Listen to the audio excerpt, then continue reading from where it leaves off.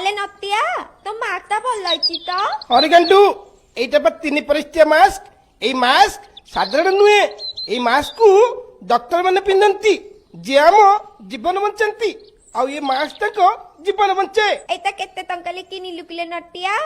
এইটা মাত্র 16 ଟଙ୍କାରେ କିଣିଥିଲି ମାର୍ଚ୍ଚ ମାସରେ। 16 ଟଙ୍କା ତ ଠିକ ଅଛି ହେଲେ କିଛି ଲୋକ ମାସ୍କ ଗୋତଲା କାହିଁକି କହୁଛନ୍ତି କିଲେ?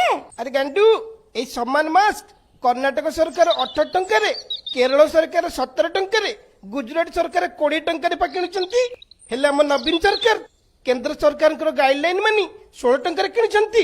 ଓହୋ ତୁ ତ ଗୋଟେ ବଡ ଜ୍ଞାନୀଟା ଆଉ ସବୁ ଜାଣି ପକେଇଛୁ।